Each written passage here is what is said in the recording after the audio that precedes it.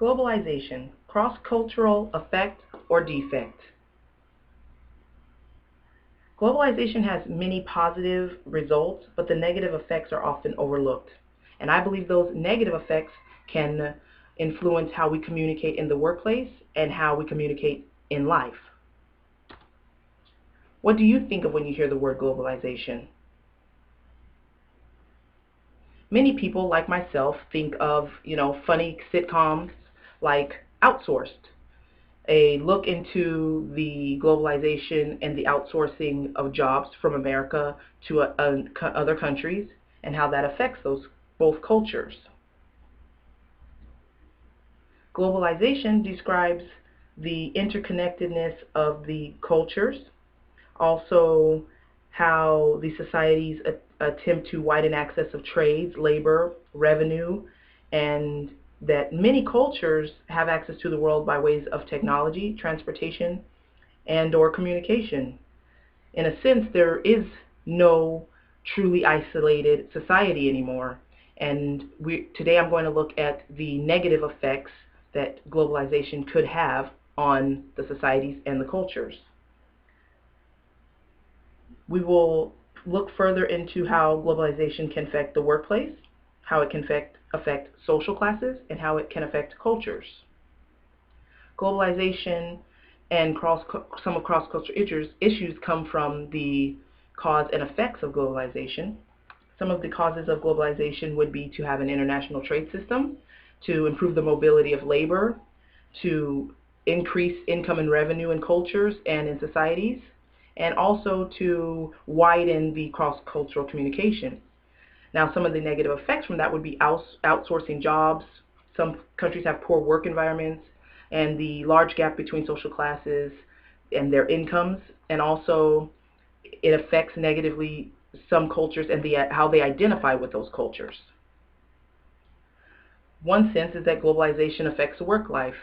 Globalization was thought of to create jobs, create free trade, and many foreign-born workers are taking up the jobs in countries like America and countries that possibly can't pay as little to have the workers do certain jobs. That can affect the work life negatively through Americans losing a lot of important jobs, white collar jobs, for example. A lot of those jobs are sent overseas just because the workers can work for less money. It threatens our job market, and it also can affect the country's advantage that we would have in building factories and things like that at home rather than abroad. Although globalization is viewed as a positive change in the United States, the negative effects are often overlooked, and that's what I want to focus on. Some of the things that are imported to the United States would be cars, electronics, food, toys, and clothing. Those are all things that were previously paid and sourced from the United States. And once we started the globalization of trade and products, those jobs were outsourced in order to pay less for the product and then cost more to make a bigger revenue. That in turn led to a bias, I believe, in the social classes. The productivity of globalization, yes, it can improve competitive advantages in some cultures, but in other cultures not so much. It does make a way for inflation to be less likely to negatively affect certain cultures. It also can lead to fresh ideas from other countries.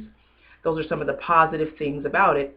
But the globalization of trade, really, it makes it possible for money to multiply. Now the question is, who are the people that have the money initially, and how does that affect our society and our workplace? Globalization has brought not a real gain to the poor amongst cultures. Many people who were poor when the idea of globalization started are still poor, and many people who are rich are becoming even more rich. So in effect, that's causing a major bias among the cultures and the culture's social classes. In India, outsourcing businesses generated more than $17 billion. That's revenue that could have been seen in the United States. So in a sense, the rich keep getting richer and the poor keep getting poorer. This is just a look at the average after-tax income, and that would be showing the effect that after taxes, people who are making large amount of money, when they start with the tax deduction and start doing the taxes and things like that, their income is extensionally growing, and the people who have less money, they're tending to stay right at that same income level. So that's not helping actually the poor people of the nations, which was said to be one of the main reasons for globalization. In fact, incomes over the top 1% of wages are shooting into the highest level of incomes even after their tax is taken out. Globalization also affects cultures. Take a look at this film here.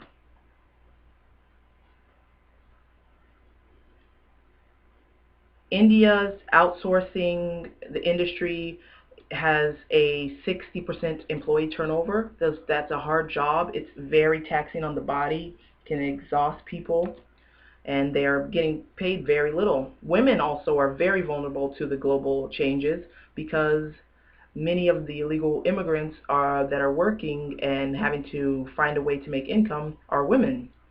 Many Americans have been replaced by robots or jobs overseas, and that has led to the people who are creating those jobs and the people who are outsourcing those jobs to make more money, and that's affecting the social classes, the cultures, and also the workplace. Many people who had the promise of prosperity that was offered by a global economy have never received prosperity, so they're still waiting for something to happen. Globalization has positive effects, but the negative effects can't be overlooked. When it comes to our work environment, social classes, cultures, and the people who are in the work environment, that all influences how we communicate in the workplace. And if we don't educate ourselves on the negative effects, we cannot effectively communicate in the workplace or outside of the workplace. Now, there are things that you can do to make globalization work. One of them would be to remember the cultural differences that were developed by Gret Hofstede. Just, remember about the way that cultures place values on things. Do they value individualization, or do they value being in a group? Do they value power distance? Do they have what level of uncertainty avoidance do they have? All those things become a factor when you're communicating in the workplace. Also, a few other things that you can do would be to avoid conflict. Be aware of the cultural differences, like stated before. Adapt and be empathetic.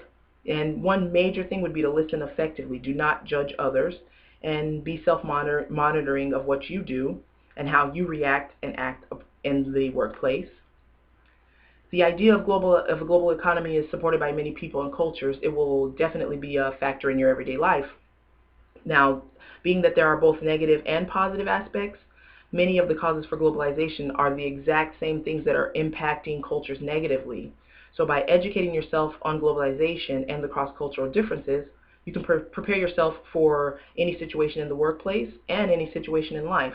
Now, remember that communication is a work in progress, and it takes lots of practice. So, just keep working at it, and good luck.